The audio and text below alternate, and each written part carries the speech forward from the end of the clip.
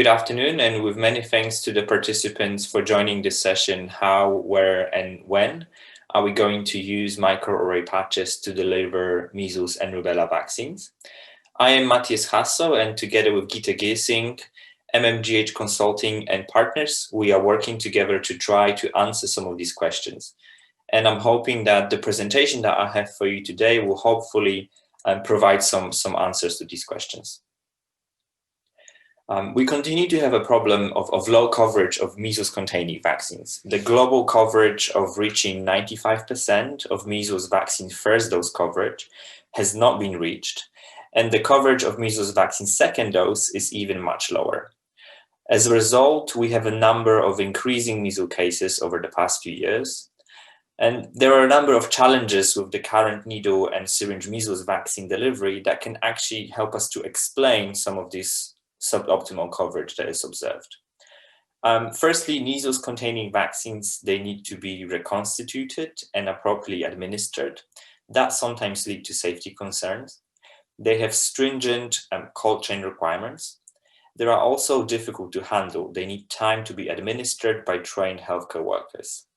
The vaccine recipients or the carers can be hesitant to receive a vaccine, and the unused vaccine doses are often wasted. The needle and syringe delivery contributes to high medical waste disposal. What we do have actually is these microarray patches, which are novel innovation devices that can hopefully help us to address some of these issues. Microarray patches, they consist of hundreds of thousands of tiny projections that will allow us to deliver dry vaccine just below the skin surface, with some microarray patches applied like a bandage, and some require an applicator for delivery. They have a number of benefits. They are easy to use. They help us to avoid reconstitutions and require less preparation. They include fewer components. They simplify supply chain logistics. And they also associated often with increased acceptability by either caregivers or vaccinees. They do not contain any sharps that can improve safety, and they have the potential to save the time of healthcare worker by eliminating the need for reconstitution.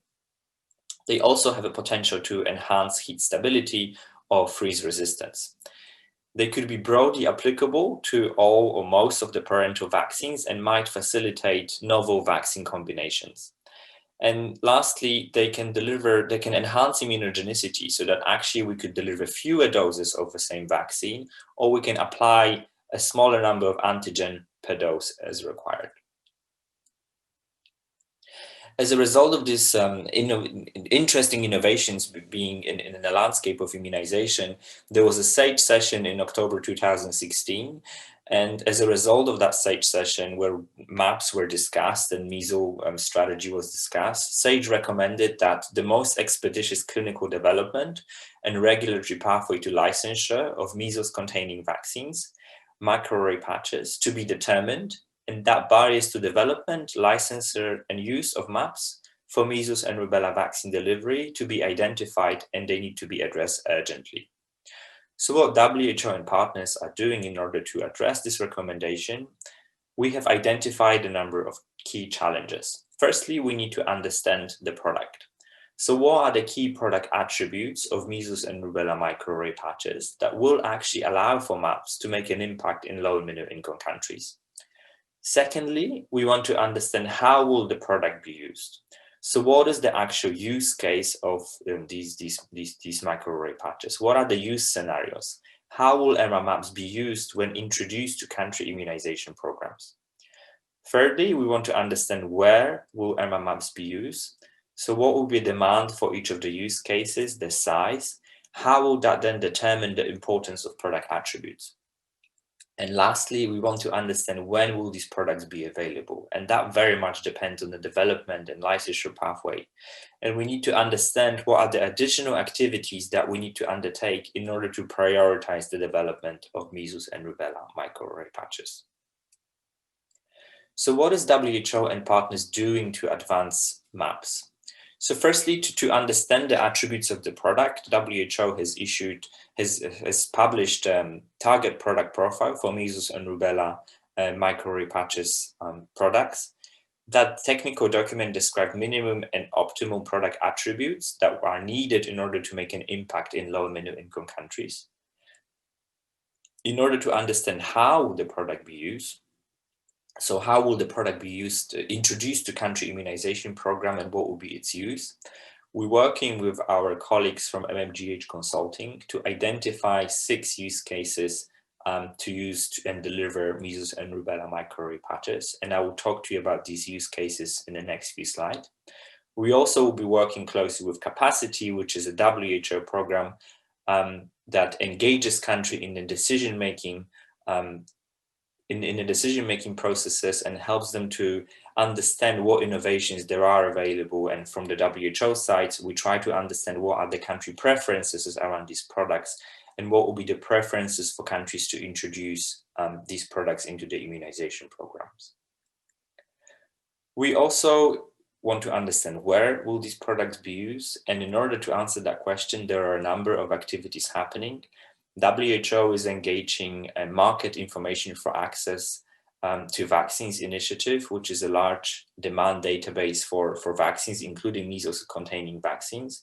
And we leveraging that information to understand the size of each of the use cases. And I will talk to you about this in the next couple of slides. We also have our partners that are engaging in these activities. We have Vaccine Innovation Prioritization Strategy, led by Gavi, CDC, and MAP Center of Excellence, led by PAF.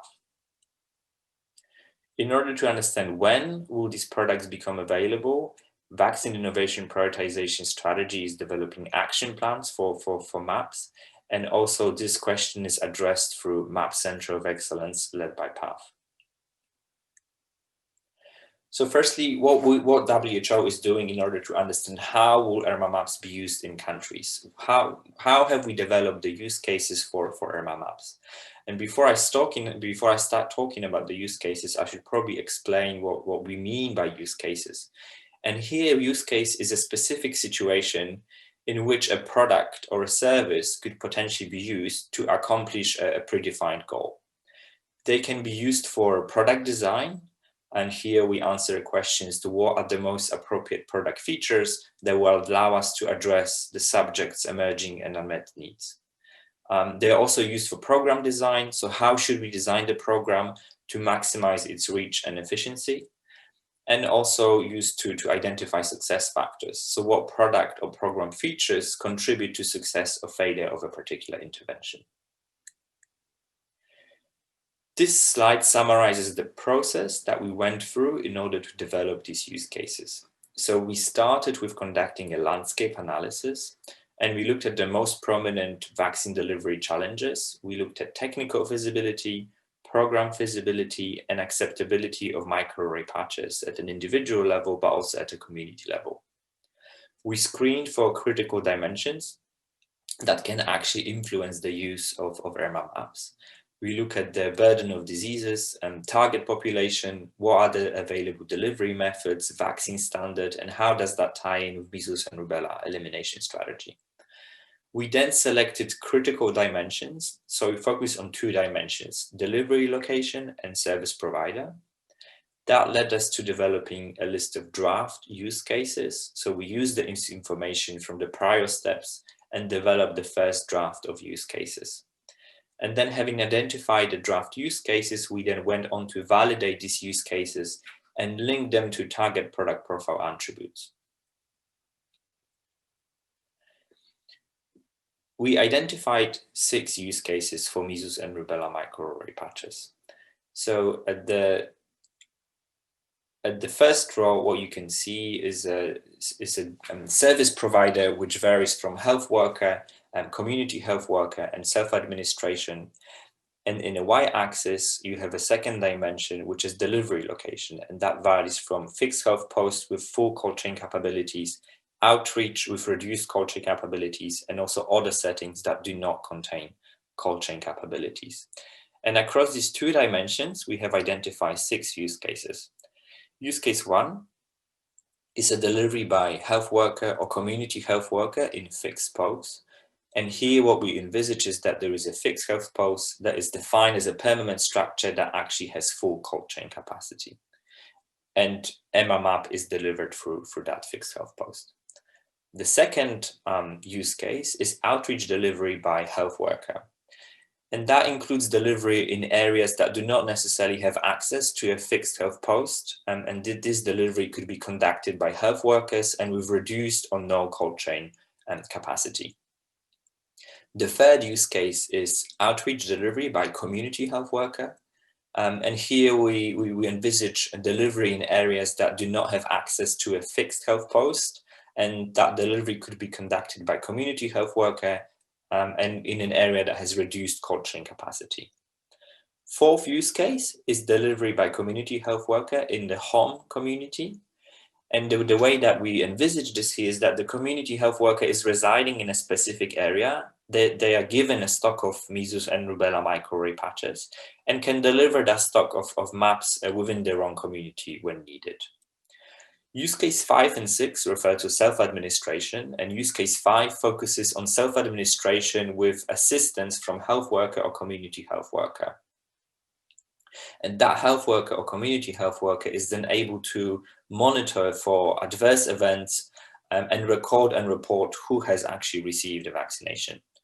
And use case 6 is self-administration without health worker assistance, however, with some minimal assistance of a secondary person that has received minimal training. So after having identified these use cases, we then needed to verify and validate these use cases with country stakeholders. So the way that we went about this is that we designed surveys and then we designed interviews in order to validate these use cases. The purpose of the survey was to have a broad consultation in order to obtain general perception of the use cases, as well as input and feedback in order to refine the definitions and identify new use cases if needed. For the interviews, we really wanted to have a deep dive into country perspectives, how the MRMAPs will be used and where would they be most beneficial. So firstly, for the survey, we conducted a survey that included 70 respondents. We mostly have responders from agencies of the United Nations, as well as industry, product development, as well as some implementation groups. The current roles was mostly immunization, epidemiologists, and researchers.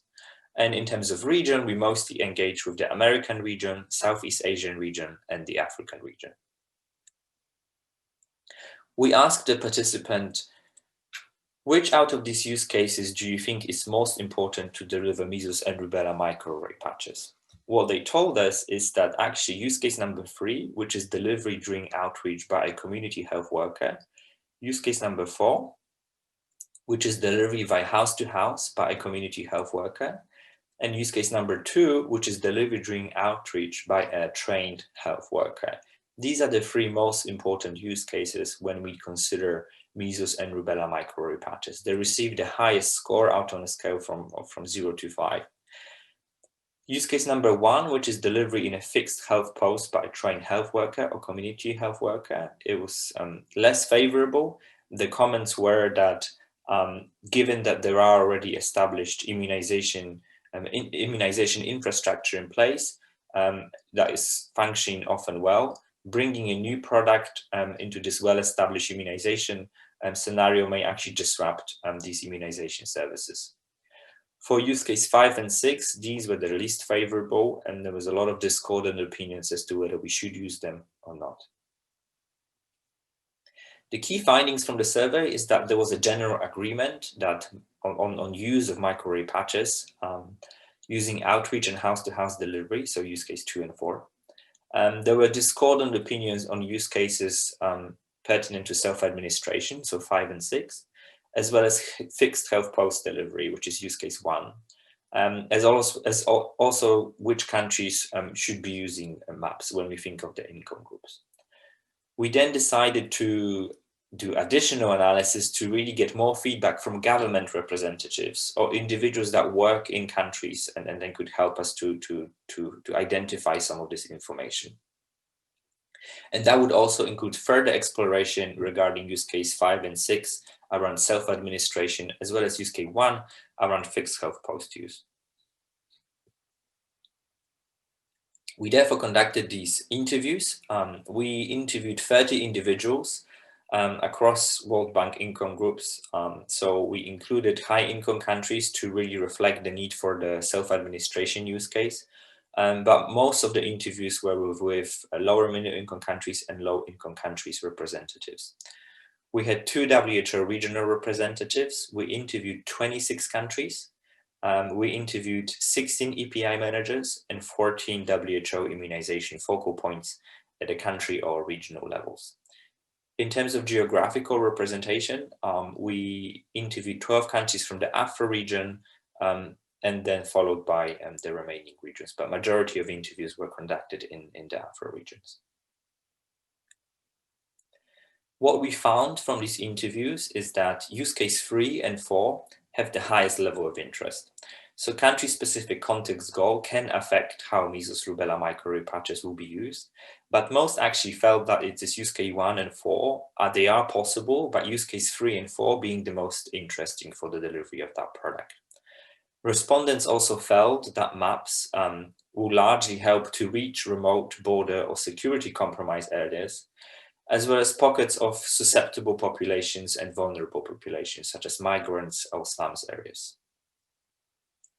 MMR and MMRV countries, they also express interest in using microarray patches. So these countries are interested in using maps in specific settings, particularly outbreaks. Some were also open to using maps for traveler vaccination, for hesitant population, or populations that demand low valent vaccines, also for asylum seekers or other marginalized groups. There was more acceptance in the interview of use case 5 and 6, and we think that is due to the fact that, having an interview, you are able to explain well what these use cases mean, how would that work in practice. So having a discussion, I think, really helps to get a better agreement on these use cases. However, with caveats, there are nuance, and respondents saw opportunities, especially for use case 5 in COVID times. And that there are barriers of legal constraints, monitoring and reporting, and all of these need to be addressed if use case 5 and 6 would be used. All respondents felt that MR maps are a positive innovation. There is a lot of interest and anticipation for these products. All interviewees viewed this product as a positive innovation that could help them to achieve their measles rubella related goals, and many have asked for follow-up information. So then the second question is, where will these products be used? So MR maps use case sizing exercise, which we then took on as a follow-on from the development of the use cases. Why we want to do this is, well, we aim to capture the potential use, which is the number of doses of MR maps per use case. And that identification will help to drive strategic and directional discussions with a number of stakeholders, including manufacturers, developers, and potential users and purchasers. So for each of the 6 use cases that we have previously defined, we now are trying to identify what could be the potential size in terms of the number of vaccine doses. How we are going to do this? So this is still work in progress. We are leveraging some measles-containing vaccines demand forecast estimates that were issued by WHO a couple of months ago. In terms of, we then taking these estimates and we applying assumptions that will allow for us to calculate the switch between needle and syringe to MR map delivery of measles and rubella vaccines. And for that, we use a number of data sources such as WHO Global Health Workforce Statistics, World Bank database, country multi-year planning, or joint reporting forms. We are then conducting interviews to identify country and regional specific assumptions and to identify data sets that could help to support some of these assumptions. And we are conducting expert consultations where we bring together all our findings for the interviews and the data sets, we consolidate them, and we agree on data inputs and assumptions. If you would like to participate in some of these discussions, if you would like to give input into these discussions around assumptions, feel free to reach out to me on the email provided here. And then to answer the last question, which is when will MRMAPs be used? And I think that is the question that many of us do not yet have an answer to. But how we try to address it is we work closely with the Vaccine Innovation Prioritization Strategy. MAPs have been prioritized through Vaccine Innovation Prioritization Strategy as one of the key innovations that could really change the immunization landscape. VIPS is now creating 5-year action plans to advance the prioritized innovation, including microarray patches. How they do it is they firstly assess and landscape what has been done before. So they identify key challenges, bottlenecks, and needs that relate to product innovations and their development and uptake. They look at the existing initiatives, and they also look at gaps that need to be addressed. Then defined end-to-end strategies that will allow us to accelerate development and uptake. They identify priority activities for the next 5 years for each of the innovations, including MAPs, but also some cross-cutting innovations. And they identify who has a role and a responsibility for each of these activities, identify funding and relevant timelines. In order to identify these action plans, what VIPS is doing is they are interviewing manufacturers, developers, as well as implementation partners, and they're forming these joint VIPS Alliance action plans. And we believe that VIPS partners are really best placed to undertake these activities and will assess what each organization can deliver and utilize this strengths of each organization to engage beyond VIPS partners to ensure appropriateness of resources. So to summarize, there are a number of key challenges associated with MRMAPs and a number of achievements and also remaining work that is still left to do. So we started with the need to understand what are the key product attributes of MRMAPs that will actually make an impact in low and middle income countries. And WHO has published MRMAP target product profile in June 2019. We also decided to look at how will MRMAPs be used when introduced to country immunization programs. And for that, we have developed 6 use cases to deliver these products.